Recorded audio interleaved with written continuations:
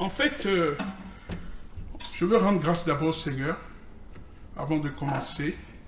Père Céleste, au nom de Jésus-Christ, que l'homme s'efface devant toi maintenant. Et que, Seigneur, tu puisses toi-même remplir ma bouche de ta part et que tu remplisses les cœurs qui vont écouter cela. Parce que c'est ta parole. Et ta parole est la vérité, Seigneur. Et je dis Amen. Frères et sœurs, je suis très heureux du privilège qui m'est donné de partager avec vous cette parole en espérant que le Seigneur nous encouragera. Et le titre, en fait c'était 2 titres, parce que les 2 se valent. Suivre Jésus impose un prix à payer. Mais j'ai aussi intitulé cela le prix de l'engagement. Et nous allons lire un peu ou pas mal ce matin les références bibliques que nous avons. Nous avons Actes chapitre 20. Nous allons lire aussi bien dans l'Ancien Testament que dans le Nouveau Testament parce que nous avons vraiment des références établies, solides, pour le propos que nous allons partager. Dans Actes chapitre 20, je lis le verset 22 au verset 24. Et je lis avec vous. Ici, il s'agit de l'apôtre Paul. « Et maintenant, je me rends à Jérusalem comme le Saint-Esprit m'oblige à le faire. Et j'ignore ce qui m'y arrivera. Je sais seulement que dans chaque ville, le Saint-Esprit m'avertit que la prison et des souffrances m'attendent. Mais ma propre vie ne compte pas à mes yeux. Ce qui m'importe, c'est d'aller jusqu'au bout de ma mission et d'achever la tâche que m'a confiée le Seigneur Jésus-Christ. Proclamer la bonne nouvelle de la grâce de Dieu. » Première lecture. Deuxième lecture. Actes chapitre 21, versets 10 à 14. Ce n'est pas de très longue lecture. Actes chapitre 21, donc c'est la suite, du verset 10 au verset 14. Et je lis avec vous. Nous étions là depuis plusieurs jours lorsque arriva de Judée un prophète nommé Agabus. Il vint à nous, prit la ceinture de Paul, s'en servit pour se ligoter les pieds et les mains et dit « Voici ce que déclare le Saint-Esprit. L'homme à qui appartient cette ceinture sera ligoté de cette façon par les Juifs à Jérusalem, puis ils le livreront aux étrangers. Après avoir entendu ces mots, nous-mêmes et les frères de Césarée avons supplié Paul de ne pas se rendre à Jérusalem. Mais il répondit, « Pourquoi pleurez-vous et cherchez-vous à briser mon courage?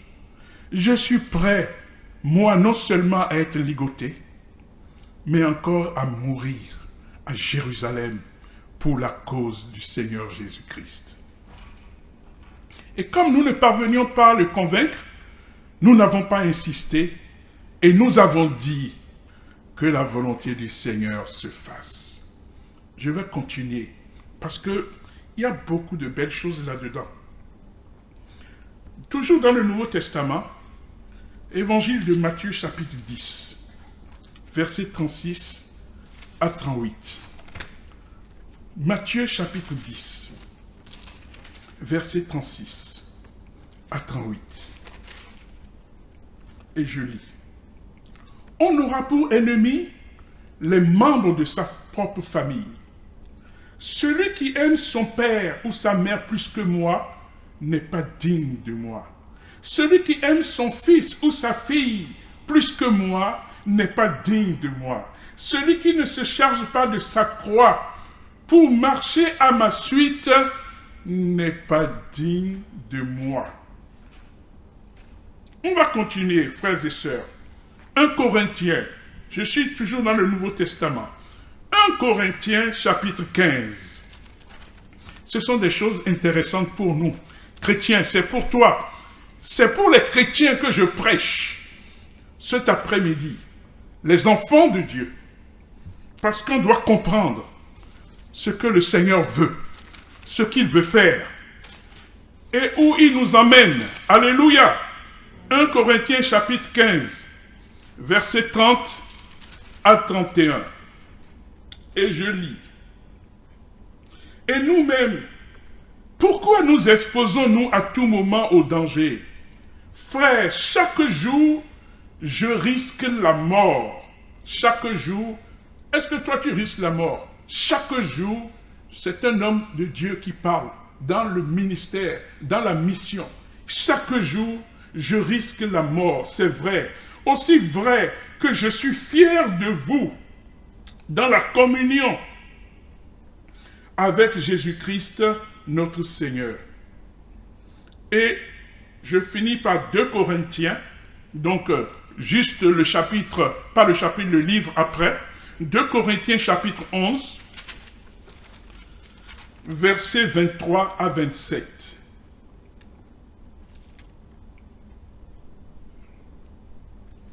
Ils sont serviteurs du Christ. Eh bien, je vais parler comme si j'avais complètement perdu la raison. Je le suis plus qu'eux. J'ai peiné plus qu'eux. J'ai été en prison bien plus fréquemment. Frappé beaucoup plus et en danger de mort souvent. 5 fois, j'ai reçu des Juifs la série de 39 coups. Je continue. J'ai été battu à coups de fouet par les Romains. Et une fois, on m'a blessé en me jetant des pierres. 3 fois, j'ai fait naufrage. Et une fois, je suis resté un jour et une nuit dans les flots. Dans mes nombreux voyages, j'ai connu les dangers dus aux rivières qui débordent ou aux brigands. Les dangers dus à mes compatriotes juifs ou à des non-juifs. J'ai été en danger dans les villes ou dans les lieux déserts, en danger sur la mer et en danger parmi de faux frères. J'ai connu des travaux pénibles. Et souvent, j'ai été privé de sommeil, de dures épreuves. J'ai eu faim et soif. Souvent, j'ai été obligé de jeûner. J'ai souffert du froid et du manque de vêtements. Hey, ça c'est les jeûnes forcés. C'est les jeûnes forcés. C'est-à-dire que là, tu vas jeûner parce qu'il n'y a rien à manger, frères et sœurs. Vous voulez, on va continuer quand même. Parce que on va dire que ça c'est le Nouveau Testament. Mais que dit l'Ancien Testament dans cette affaire-là? Avant qu'on ne rentre dans notre propos, on va lire dans 2 Chroniques. 2 Chroniques 18. Chroniques, c'est après les rois là.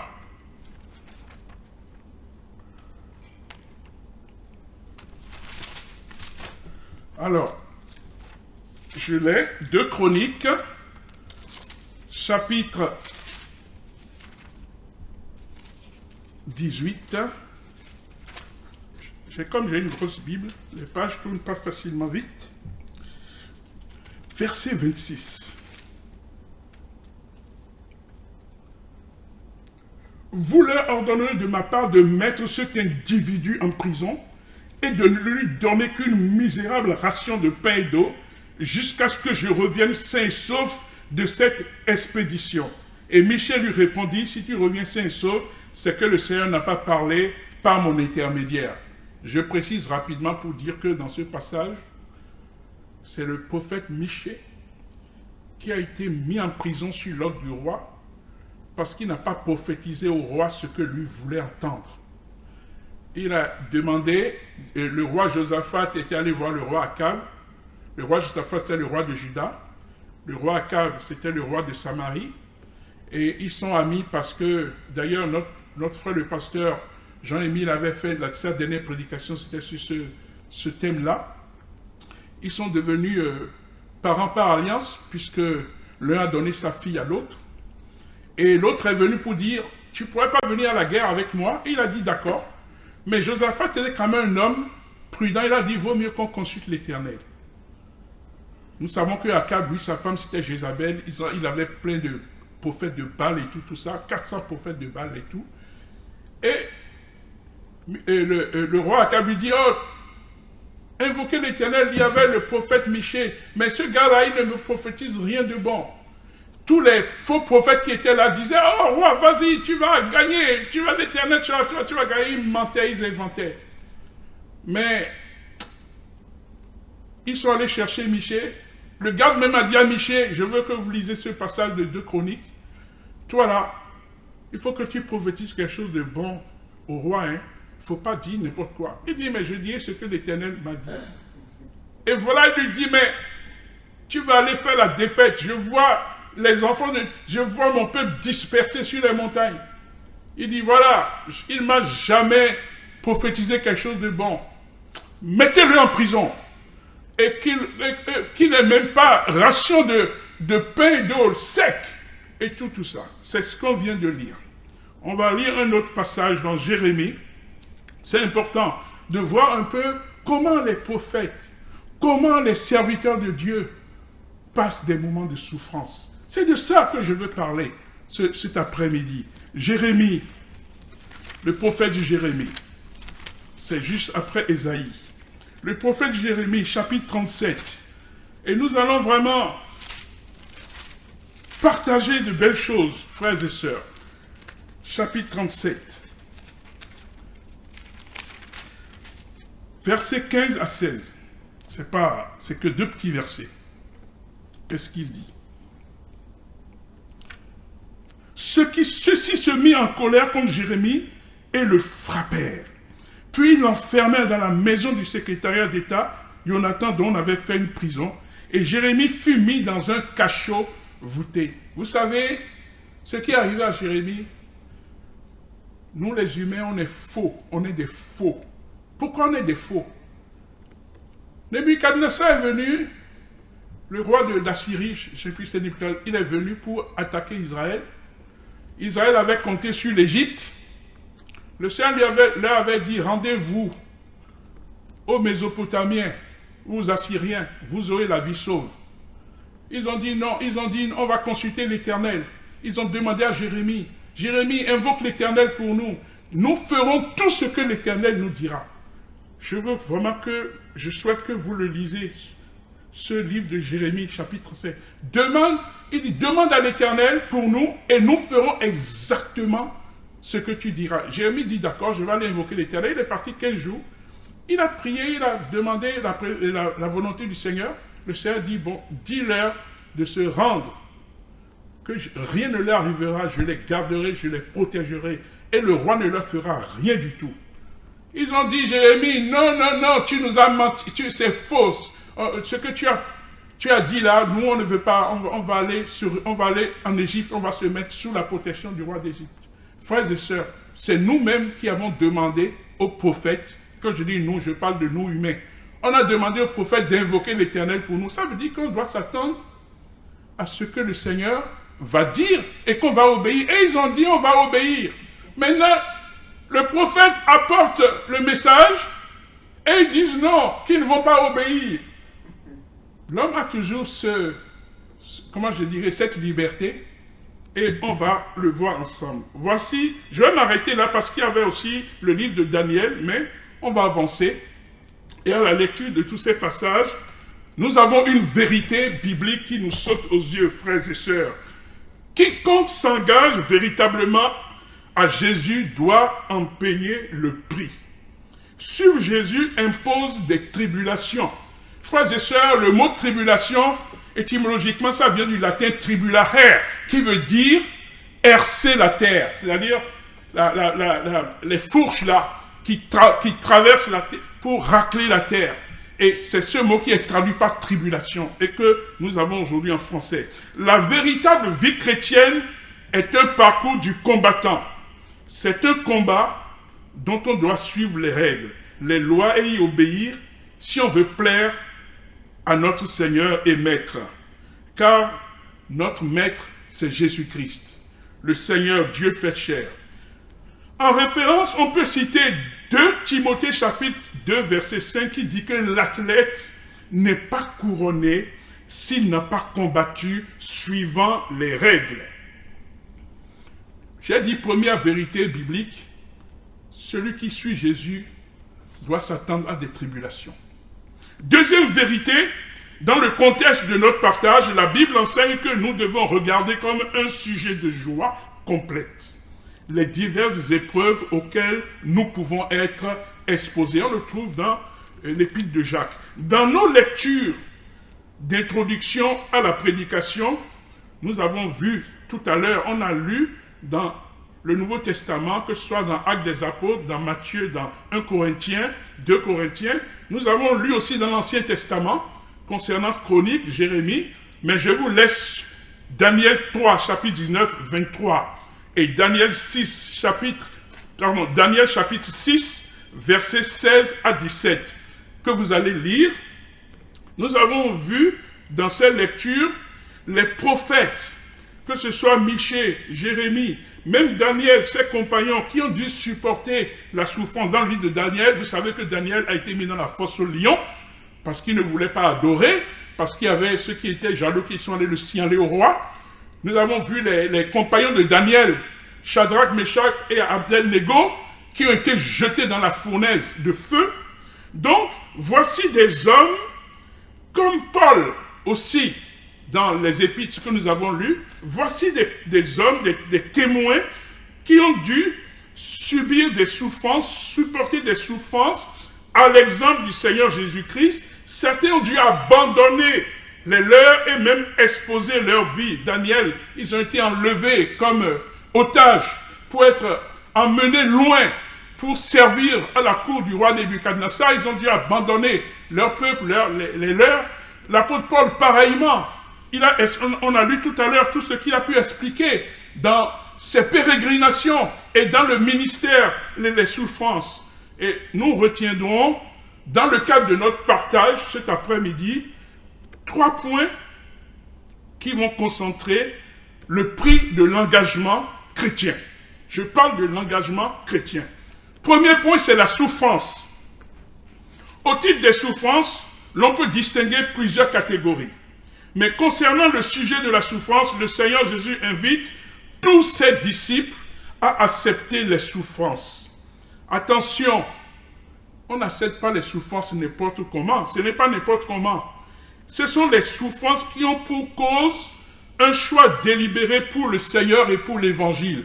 Est-ce que je suis assez précis dans ce que je dis? Ce sont des souffrances qui doivent être liées à Jésus-Christ, à sa cause, être pour lui et doivent faire l'objet d'un choix volontaire.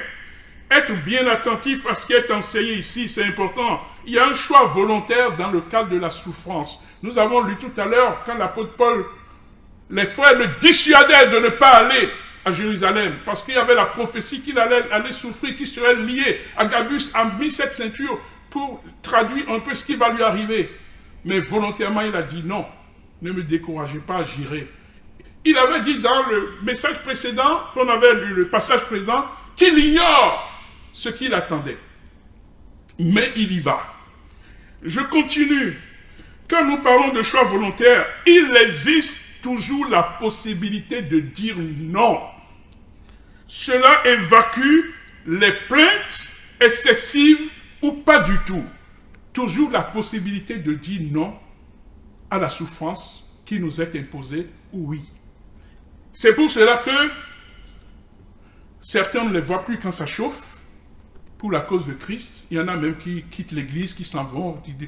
Non, quand je dis l'église, c'est un peu explicatif. Ils quittent le chemin du Seigneur. On dit, ils repartent dans le monde. Parce que face à la souffrance, face aux difficultés, lui, il n'accepte pas. Je continue. Il s'agit là de porter sa croix et les gens sont libres. J'insiste toujours sur cet aspect. Nous sommes libres de porter notre croix ou non. Nous pouvons décider de la prendre ou de la repousser, frère. De quoi il s'agit? Prendre sa croix, renoncer à soi-même. Beaucoup se disent chrétiens, mais ne veulent pas en payer le prix. Beaucoup se veulent appeler, mais ne veulent pas être élus. Beaucoup ne sont pas encore prêts à tout délaisser, tout abandonner pour prendre la suite du Seigneur Jésus, se convertir. Que celui qui veut venir à moi renonce à lui-même, dit la parole de Dieu, et prenne sa croix et me suive. Matthieu chapitre 10, verset 38. Marc chapitre 8, verset 34. Dans l'évangile, ce jeune homme riche, devant cette décision, n'a pas pu renoncer à cette richesse. Quand le Seigneur lui a dit, va et vends tous tes biens, suis-moi. Il n'était pas prêt à renoncer. L'argent, c'est doux, parce que tu donnes des ordres. Les gens exécutent tout de suite. Tu es riche. L'argent est nécessaire, frères et sœurs. Nécessaire. Mais il était avec le Seigneur Jésus lui-même confronté. Maître, que dois-je faire pour avoir la vie éternelle? Tu aimeras ton Dieu de tout ton cœur, de toute ta force, de toute ta pensée. Et tu aimeras ton prochain comme toi. Mais ces choses-là, je les fais depuis que je suis petit. Depuis mon enfance. Je suis né dedans. Le Seigneur le regarda et l'admira, dit, mais il te manque quelque chose. Va vendre tous tes biens et suis-moi. Et tu auras, le Seigneur lui a donné 2 promesses. Il dit, va vendre tous tes biens, donne-les aux pauvres. Et viens et suis-moi. Et tu auras un trésor dans le ciel. Mais tu seras avec moi dans le ciel. Et le jeune homme, ce que le Seigneur lui demandait là, c'était beaucoup, c'était fort, mais c'était le prix de la vie éternelle. Et il a dit non, je ne peux pas. Il a renoncé à la vie éternelle. Les apôtres, dans l'exemple ici, ont renoncé, ont suivi Jésus à l'appel à sa vocation. Finalement, pour résumer, accepter sa situation, c'est quoi? Prendre sa croix. Je parlais de ça et je vais avancer. C'est accepter sa situation, reconnaître son infirmité, son besoin du Seigneur Tout-Puissant. Accepter que Dieu guide nos vies, qu'il soit le maître de ma vie. Quand le Seigneur va dire, lève-toi mon frère, va à tel endroit, tu te lèves, tu y vas. L'apôtre disait tout à l'heure qu'il jeûnait même forcé. Il n'y avait pas à manger. Comment tu fais? Il n'y a pas à manger. Tu restes comme ça. Et puis le jour, ça, il y en a. En toute franchise, ce n'est pas facile, frère, de renoncer à soi-même. On doit se dire la vérité. Pour qui c'est facile de renoncer à lui-même? Tu es riche et tu dois renoncer à tout ça pour suivre. Le Seigneur Jésus dit, viens, suis-moi. Tu voulais faire une carrière, je ne sais pas, avocat, tout ce que tu veux, je ne sais pas. Ça me vient à la tête comme ça, tu veux être médecin. Bon, le Seigneur dit, écoute, tu seras mon serviteur. Bon, il le dit à quelques-uns. Mais sinon, si le Seigneur le faisait à tout le monde, on n'aurait pas d'avocat, on n'aurait pas de médecin, on n'aurait pas d'homme d'affaires. Je ne focalise pas sur un métier. Tous les métiers qui existent, c'est le Seigneur qui les donne. L'agriculteur, tout ce que vous voulez. Mais le Seigneur aussi veut des serviteurs pour que le Seigneur se révèle à eux, qu'eux, ils nous emportent le message qu'ils nous enseignent, qu'ils nous conduisent, qu'ils pèsent les brebis du Seigneur. Alléluia. Donc ce que je suis en train de dire ici, c'est que le Seigneur est souverain et il peut nous demander de le suivre et de renoncer à ce que nous avions nous prévu, puisque lui, il a un plan pour nous. Il a un plan précis pour ses enfants. Et je peux vous assurer une chose, je donne un témoignage personnel. Le Seigneur m'avait appelé il y a longtemps et je résistais des 4 fers. Parce que, comme j'avais fait quelques petites études, je voulais coûte que coûte être économiste et que les gens me connaissent et tout ça. Croyez-moi, ça ne m'a rien rapporté. C'est maintenant que je réalise ce que le Seigneur m'a donné, il m'a béni. Parce que, si ça devait m'enrichir, j'aurais pu être riche, mais ce n'est pas les diplômes qui donnent, ça ne donne pas l'argent. J'aurais dû faire homme d'affaires, si je voulais gagner de l'argent et tout. Mais le Seigneur m'avait appelé à son ministère. Et le fait, pendant des années, j'ai résisté, toutes ces années que je n'ai pas connues, je n'ai pas reçu les révélations, le plan de Dieu pour moi, ça a retardé. C'est maintenant que je commence mon ministère. Enfin, il y a quelques bonnes années quand même, mais si j'avais pu rentrer dans le ministère depuis le début, tout ce que le Seigneur avait mis de côté pour moi, mais je les aurais eus et aujourd'hui, je serais vraiment plus heureux. Parce qu'en toute humilité, je ne voulais pas renoncer à moi-même. Je voulais vraiment donner ce cap me concernant. Quand la volonté du Seigneur est claire sur nos vies, quand le Seigneur nous appelle, nous avons besoin vraiment de lui demander de l'aide pour rentrer dans sa volonté. Je continue. Je vous l'ai dit que ce n'est pas facile de renoncer à soi-même, Mais pour gagner Jésus, il le faut de plus, et c'est ça le plus important. Le Seigneur connaît mieux que nous ce qui est bon pour nous.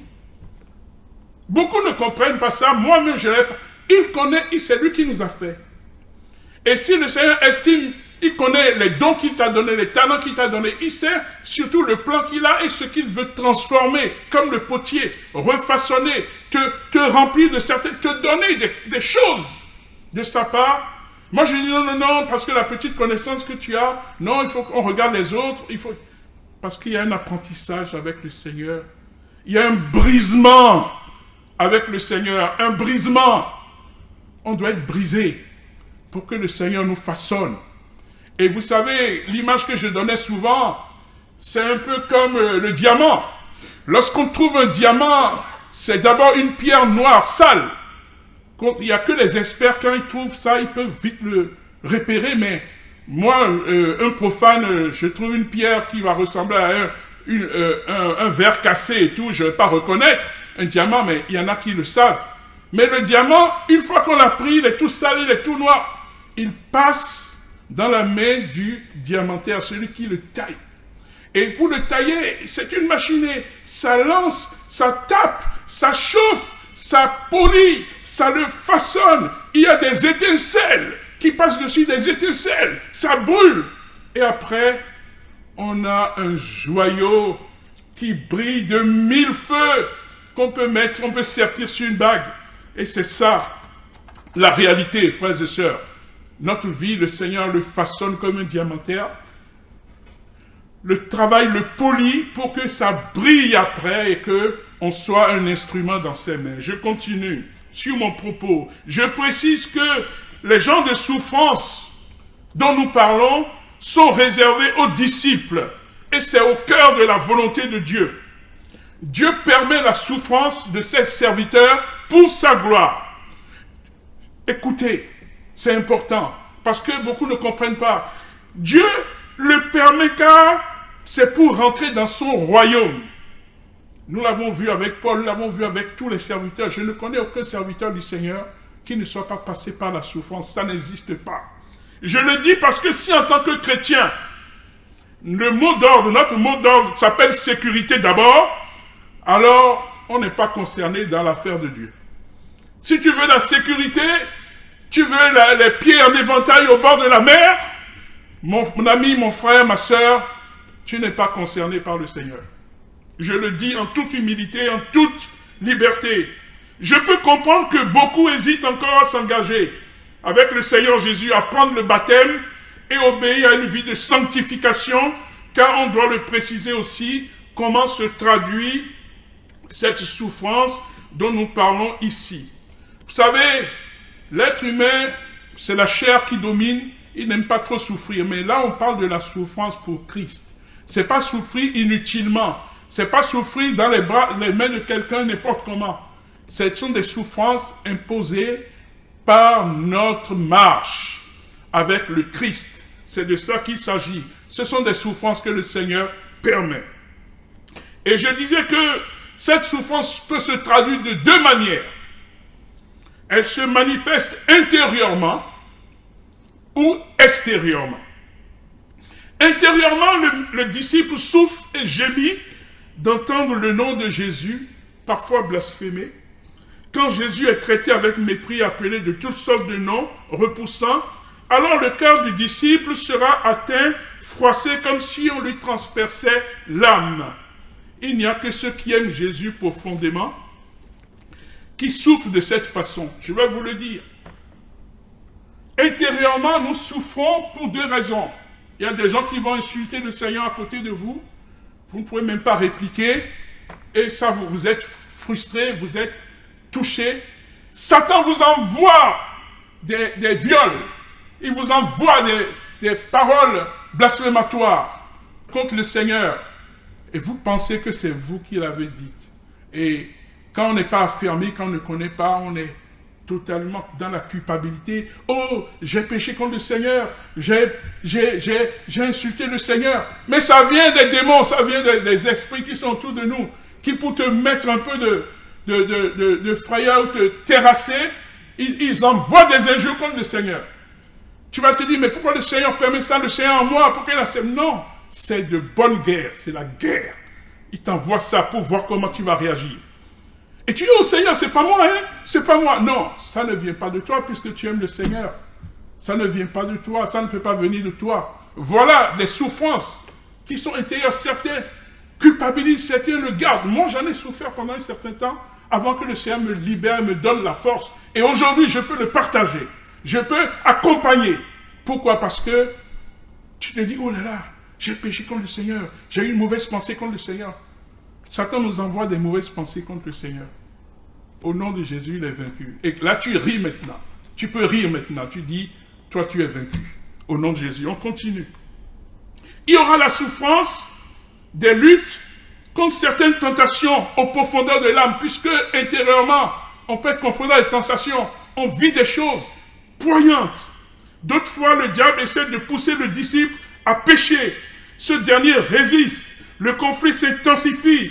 Et vient un moment où le disciple est secoué dans tout son être. Parce qu'il y a des moments où on passe des moments d'angoisse. On passe des moments où vraiment on est attaqué. On est vraiment attaqué. Et on résiste. On résiste. Et on ne sait même plus où on en est. Parfois même à défaillir. Et on pleure. Le Seigneur dit, je ne permettrai pas que tu sois tenté au-dessus de tes forces. Tu dois te souvenir de cette parole intérieurement. La souffrance est là, j'en parle parce que beaucoup d'enfants de Dieu vivent la souffrance. Et il y a vraiment la position, se positionner face à cela. Même si le Seigneur le permet, c'est pour grandir toujours. Parce qu'il y a un temps pour ça et après, ça s'en va. C'est important, il faut qu'on s'encourage. Je disais tout simplement que le disciple est secoué, il est brisé dans son effort de tenir bon, de tenir ferme. Voilà la plus pénible des souffrances, parce que là, on parle des souffrances intérieures. Vous savez, les souffrances intérieures peuvent même, psychiquement, avoir une conséquence sur nos vies. Parce que si elles ne sont pas évacuées, si le Seigneur n'intervient pas, on peut rentrer en asile psychiatrique. On peut devenir dépressif. Et on est soumis à des traitements médicaux et tout ça. J'ai même entendu, il y a des pasteurs qui sont dans les instituts psychiatriques.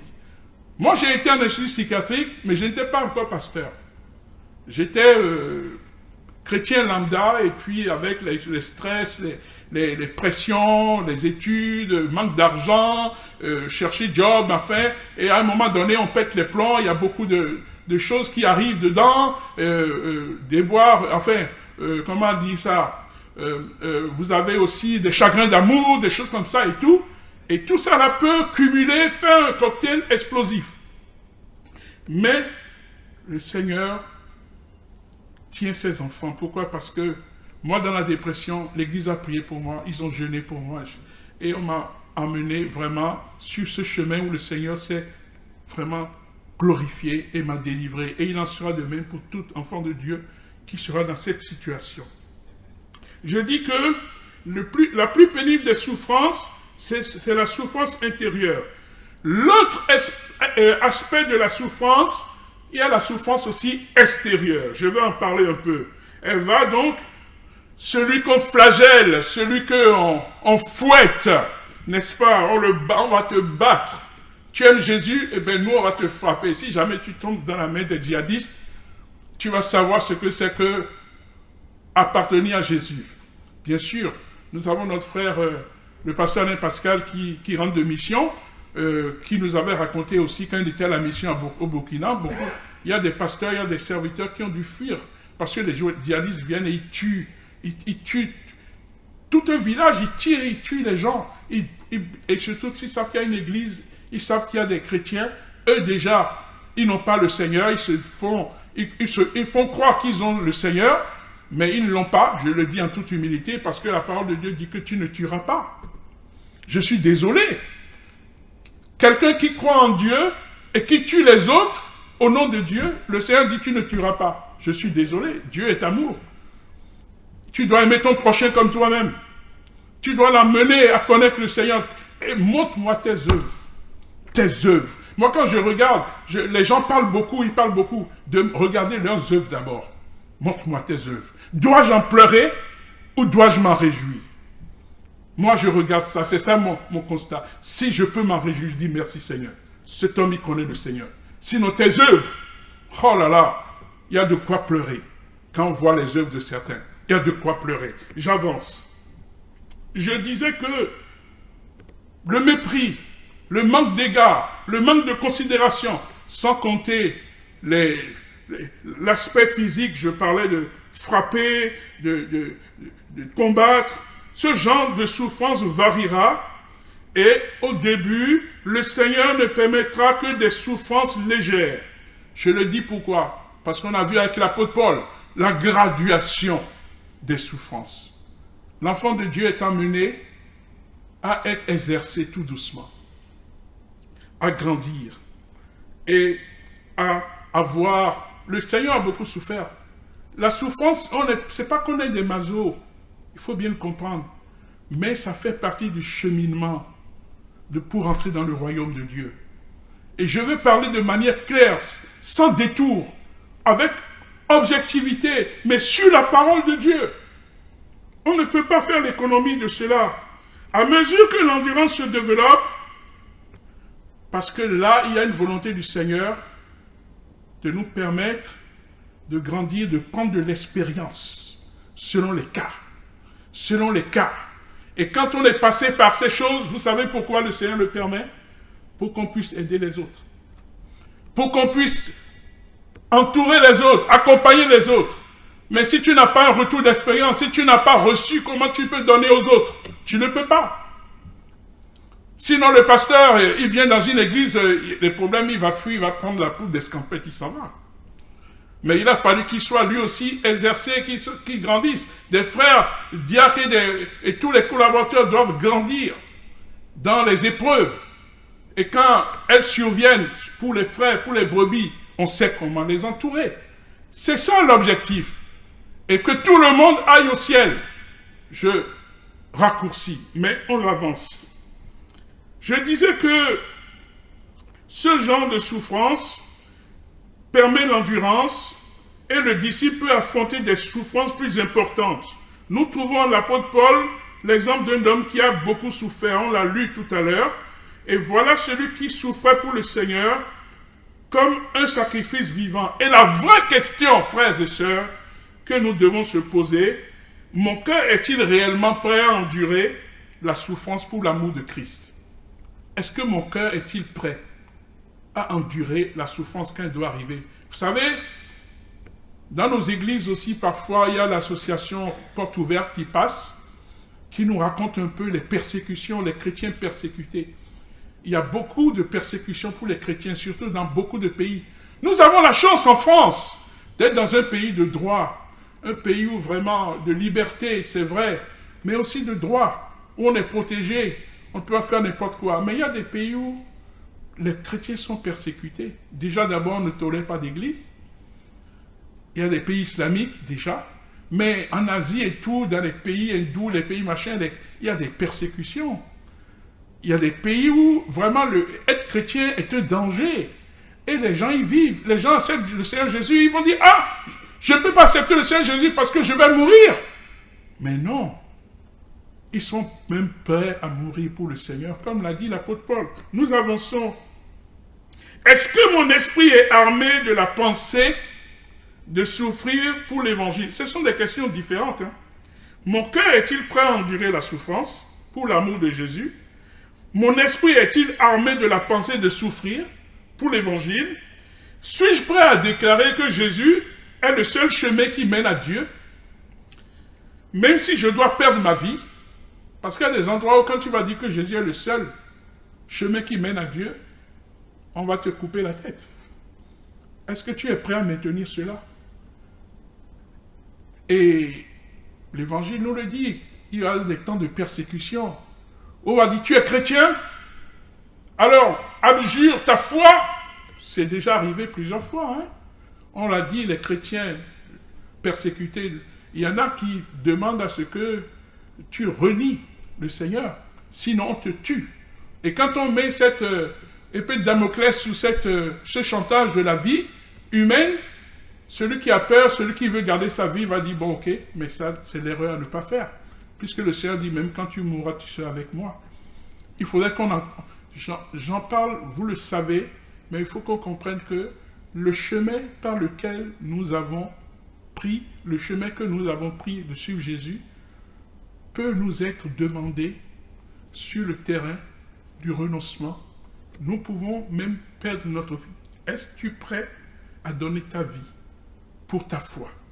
Es-tu prêt à accepter de mourir pour garder ton témoignage? Je continue. Suis-je prêt à dénoncer le péché de quiconque, même si je suis mis à mort pour cela? On l'a vu avec Jean-Baptiste, qui a dit au roi Hérode, fils, il ne t'est pas permis de prendre la femme de ton frère. Et ça lui a coûté la mort. Quels que soient les moyens par lesquels c'est arrivé, la danse de la petite fille et tout ça, peu importe. Mais le fait qu'il soit en prison déjà, c'était parce qu'il avait dit au roi, crime de lèse-majesté, tu ne dois pas dire au roi que c'est un pécheur. Mais il a dit, il ne peut pas se cacher, il dit, ce n'est pas normal ce que tu fais. Tu n'as pas le droit de faire ça. C'est un péché. Et je vous rappellerai que Hérode lui-même, quand même, il enseignait dans la loi. C'est un juif. Il enseignait dans la loi. Il connaît la loi. D'ailleurs, le roi est le premier à connaître la loi, puisque à cette époque, les tables de la loi, la parole, il y en avait, les prophètes, le temple, ils avaient ça, mais la maison du roi aussi avait, et il a des comment dire ça, il y a des hommes, des enseignants qui sont là pour venir, parce que quand le roi est tout petit, on les enseigne ce qu'il faut faire, ce que dit la loi de Dieu, ils ont des précepteurs, ils ont comment dire ça, des gens qui les accompagnent. Ça s'est passé dans l'Ancien Régime, au temps des Louis XIII, Louis XIV, ils avaient tous des précepteurs, des machins, et puis, même avec David, on écrit instruction pour le dauphin, parce que le roi, il laisse des instructions pour son successeur, pour qu'il sache, qu'il puisse en prendre acte, qu'il puisse s'en servir comme expérience de ce qui est arrivé. Dans tous les royaumes, ça se fait. Et donc, il le savait très bien, Hérode, que ce qu'il faisait n'est pas bien. Mais on va avancer parce qu'il ne nous reste pas beaucoup de temps. Chacun doit se poser la question, ces questions, et demander au Seigneur de nous montrer quelle est notre attitude profonde.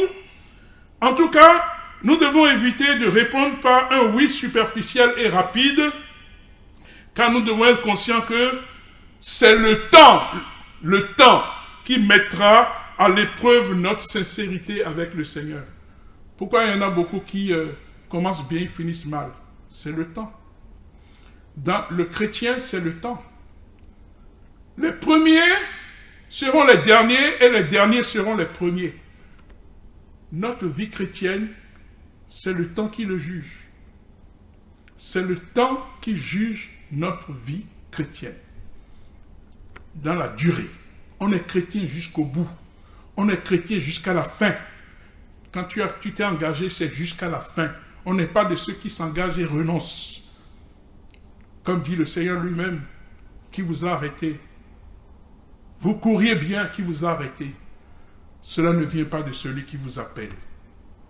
On continue. Le temps. Au jour de la persécution ouverte, c'est promis dans Apocalypse. Certains perdront leur vie à cause de Jésus. Serons-nous prêts à souffrir comme pour lui?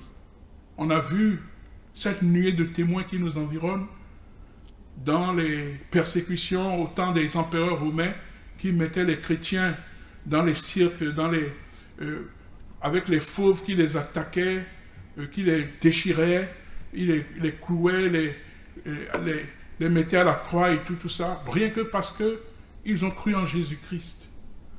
Une grande nuée de témoins. On a vu aussi l'histoire concernant les apôtres du Seigneur, comment beaucoup ont fini par mieux, dans les grandes persécutions, dans la souffrance, dans la mort. Serons-nous prêts? Là, aujourd'hui, on est dans une belle salle climatisée, on est tranquille, entre nous, le Seigneur est bon, on a de quoi manger, on a de quoi boire, mais si il arrivait tout de suite que par un oui ou un non, on se trouve privé on est dans la guerre, on est dans la privé de nourriture, on est machin et tout, à cause de l'œuvre de Christ, est-ce qu'on pourra tenir? C'est la question qu'elle est posée à chacun de nous. Hein? Est-ce que nous serons prêts à perdre notre vie pour le Seigneur? Serons-nous prêts à souffrir pour lui? Et l'apôtre Paul se réjouissait de ses souffrances pour Christ et aspirait encore à souffrir plus pour lui, car tout ce qu'il voulait était de connaître la puissance de la résurrection. Partager les souffrances de Christ dans la conformité à sa mort. Philippiens chapitre 3 verset 10. Dans l'église primitive, souffrir pour le Christ était considéré comme un privilège. Les apôtres se retiraient de devant le Sanhédrin joyeux d'avoir été jugés dignes de subir des outrages pour le nom de Jésus-Christ. On le voit dans Actes chapitre 5 verset 41. Comment considérons-nous les souffrances pour Christ?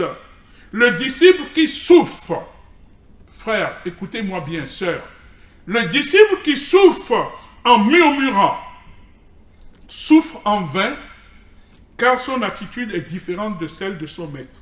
La récompense n'est pas pour lui. Si tu souffres et tu murmures, tu racontes ça partout. Oh là là, je souffre trop, hein. Je souffre pour le Seigneur, hein. Oh, c'est trop dur, hein. Oh, ce service est dur, hein. Oh, c'est pas possible, hein. Et tout. Voilà. Tu passes à côté. Ça veut dire qu'il faut du courage. Il ne faut pas de plaindre, il ne faut pas qu'on se plaigne. Moi, je dis, il ne faut pas se plaindre beaucoup. Parce que des fois, dans les épîtres de Paul aussi, quand il en parle, il le partage. Parce qu'il a besoin de partager ses souffrances aussi avec les uns les autres. Et de dire, vous savez, j'ai été flagellé, machin et tout. Oui, mais il ne se plaint pas. Il ne se plaint pas. Donc, ça veut dire que, chrétien, si tu souffres pour Jésus, attention, je ne dis pas de souffrir pour un homme. Si tu souffres pour la cause de Jésus, vaut mieux pas trop se plaindre. Moi, je dis pas trop, mais là, la parole dit, il ne faut pas se plaindre. Alléluia, je continue. Que le Seigneur soit béni. Car il y a une récompense, en fait. Voilà le problème. La souffrance, Dieu lui-même estime que la souffrance que tu as eue, il y a une récompense qui va au bout. L'athlète n'est pas couronné s'il n'est pas passé par les règles. Donc, il y a une souffrance pour entrer dans le royaume. Frères et sœurs, on ne peut pas nous mentir. La parole de Dieu est claire. Le Christ a dit même, en parlant de Paul, il souffrira pour moi. Je crois qu'il y a même des cantiques que nous chantons, quel ami fidèle, ou je ne sais pas quoi et tout, là où on voit dedans que le Seigneur, lorsque nous sommes dans la souffrance, il intervient. Lorsqu'il voit que nous sommes vrais et sincères, il intervient, il hâte la souffrance.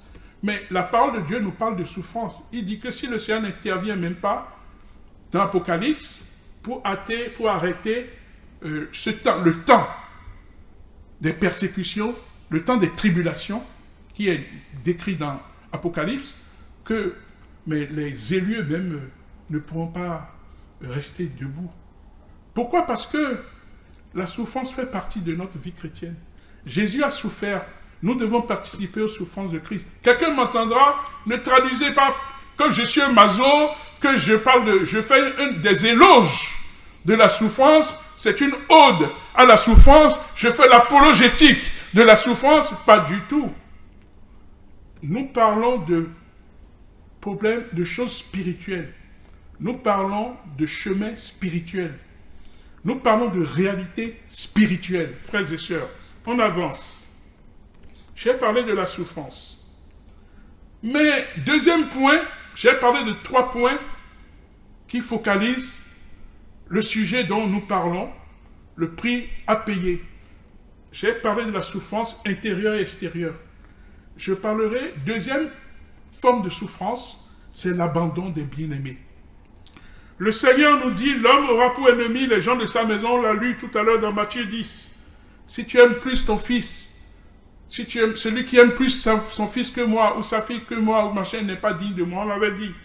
Le Seigneur nous confiera un travail que le monde trouvera insignifiant, ou lorsqu'il nous appellera à le servir à plein temps. Par exemple, comme serviteur, prédicateur et tout ce qui est, et surtout, qui n'est pas payant.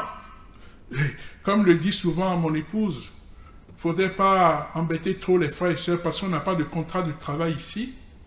Tout le monde est bénévole dans la maison de Dieu. Et personne n'a signé un contrat de travail. Donc on doit savoir se parler. On doit savoir considérer les frères et sœurs dans ce qu'ils font, car tous sont bénévoles. C'est pour le Seigneur que nous sommes là, on le sert ensemble. Et donc on doit apprendre à se considérer, à respecter, à aimer. Comme je le dis, parce que ma femme me le dit souvent, il n'y a pas de contrat de travail, donc tout le monde est bénévole. Il faut considérer les gens comme ils sont avec le cœur qu'ils ont. Amen. J'avance. Je disais que ferons-nous si nos familles nous abandonnent? Comme je l'ai rappelé, que le Seigneur a dit, celui qui aime dans Matthieu 10, s'il y avait des conflits, vous savez, beaucoup ont été abandonnés, les familles les ont rejetés à cause de Christ.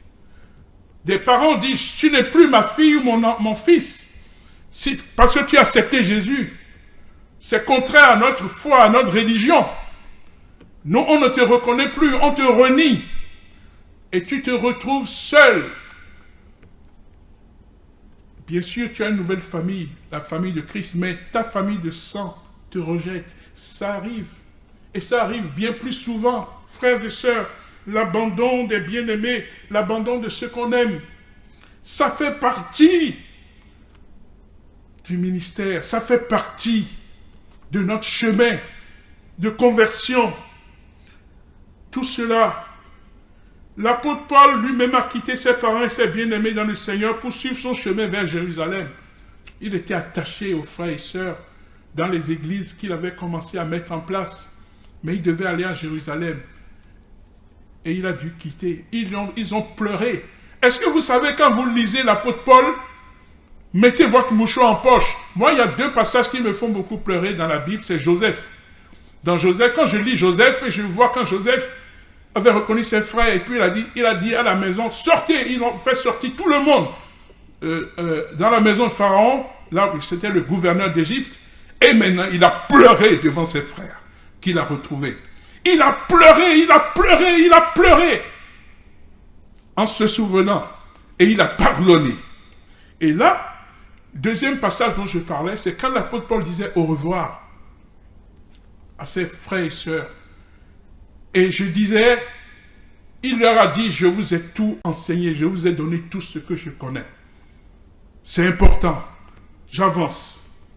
On est abandonné par les bien-aimés.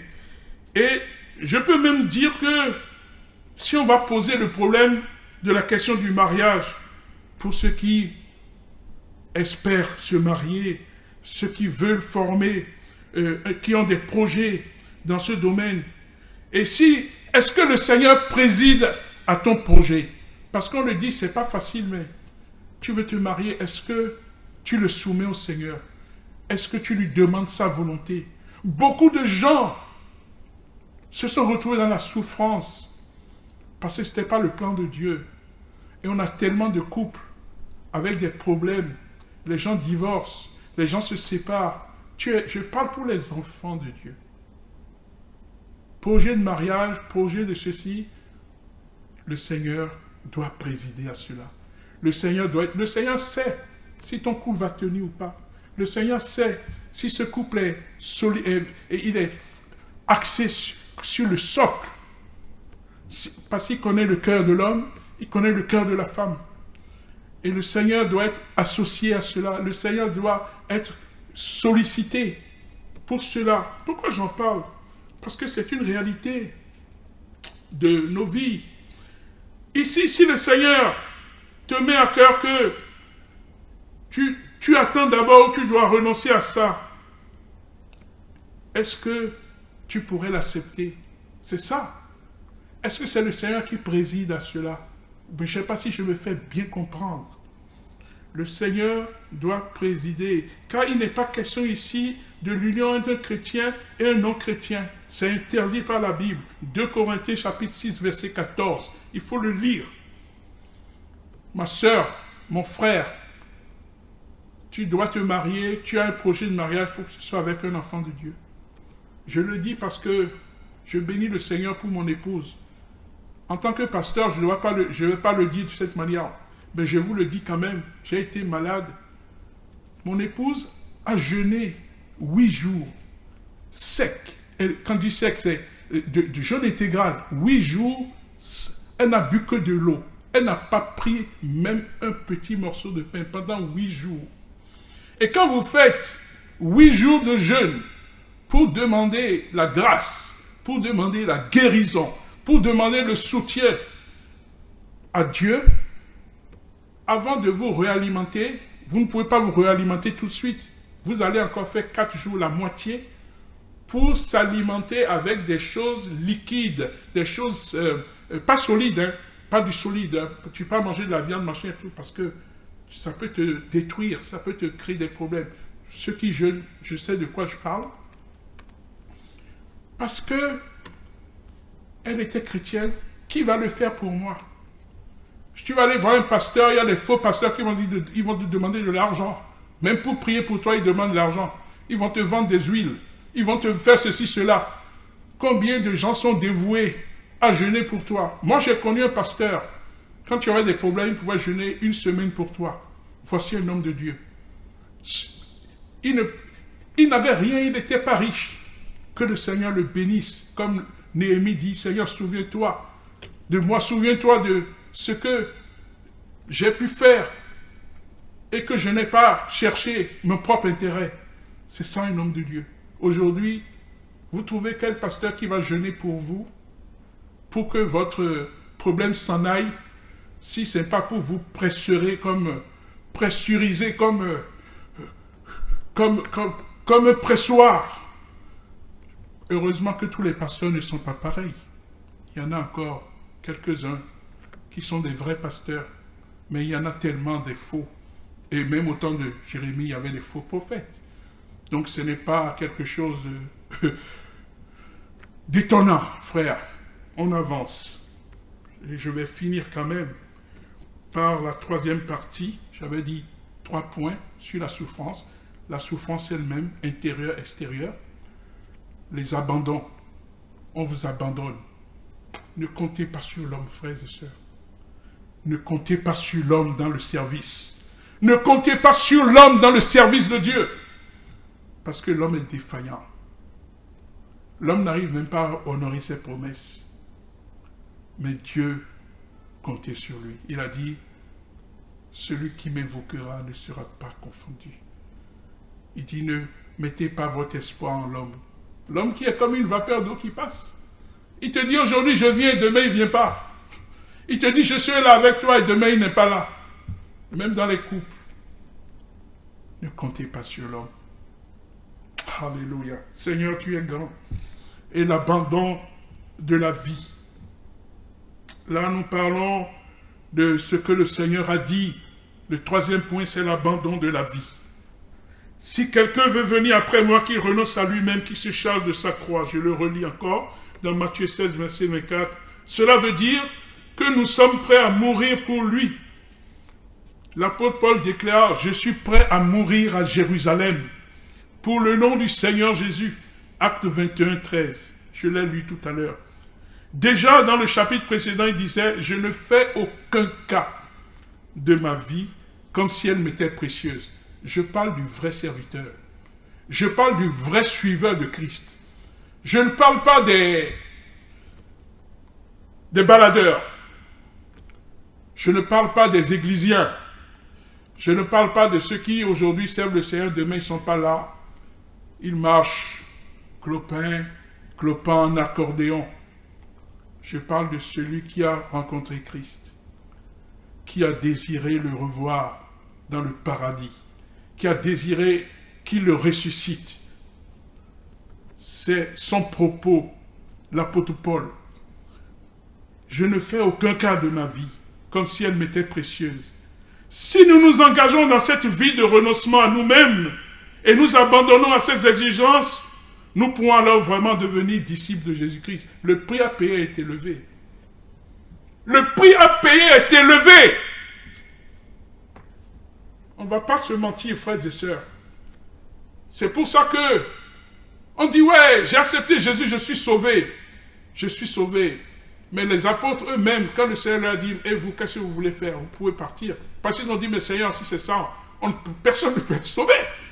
Finalement, il dit, bien sûr, c'est impossible à l'homme, mais c'est possible à Dieu. Et Dieu ne ment pas, c'est une promesse réelle. Frères et sœurs, il y a un prix à payer pour suivre Jésus-Christ. Il y a un prix à payer pour entrer dans son royaume. Et ce prix, c'est lui qui nous aide. C'est lui qui nous aide. Je le dis parce que personne n'est assez fort pour dire qu'il va vivre, il va marcher. C'est le Seigneur qui nous aide au quotidien. Il faut le lui demander, Seigneur, je voudrais que tu m'aides. Seigneur, je veux te suivre, aide-moi. Viens au secours de mon incrédulité, aide-moi. Et je termine. Si nous nous engageons dans cette vie de renoncement à nous-mêmes et nous abandonnons à ces exigences, nous pouvons alors devenir disciples de Jésus-Christ. Hébreux, chapitre 11, verset 37, nous dit qu'il fut lapidé, scié, torturé. Il mourut, tué par l'épée. Pourquoi cela? Parce que mourir pour Christ, et c'est le mot de la fin, c'est préserver la vie. Bien-aimés, je dirais, en conclusion, si vous soutenez un combat dur contre l'ennemi, qui veut vous faire quitter la voie de votre maître, ça c'est la spécialité de Satan. Nous avons un ennemi, hein. Nous avons tous un ennemi dans la foi. Son objectif, c'est de nous faire dévier de la voie. Alors, si tu passes ces choses-là, ne cède pas, mais persévère. Vous savez pourquoi? Parce que même Satan a un maître au-dessus de lui. Toute notre vie se déroule devant le Seigneur. Si quelqu'un te frappe, quelqu'un te bénit, quelqu'un t'aide, quelqu'un te méprise, c'est devant le Seigneur, tout se déroule. Donc il a toujours un mot. Il a toujours le mot de la fin. C'est important. Et vous qui ne passez pas aucune souffrance pour le Seigneur, eh mais oui, si tu es chrétien quand même, si vraiment tu n'as aucune souffrance, je ne dis pas de t'interroger, mais il y a beaucoup de gens dans le monde, ça se passe très bien pour eux. Même des chrétiens, des croyants disent, oh vraiment, je les envie. Le Seigneur les bénit. Ils ont du pain, ils ont leur maison, le méchant, sa maison prospère. Vous savez, tous ces passages-là dans la parole de Dieu nous est donné, même dans des psaumes, où le psalmiste dit, mais vraiment, pourquoi lui prospère comme ça et tout? Seigneur, tu ne vois pas? Et nous qui sommes ici en train de souffrir pour toi et tout, nous vivons vraiment des moments difficiles. Bien sûr, frères et sœurs, le Seigneur connaît tout ça.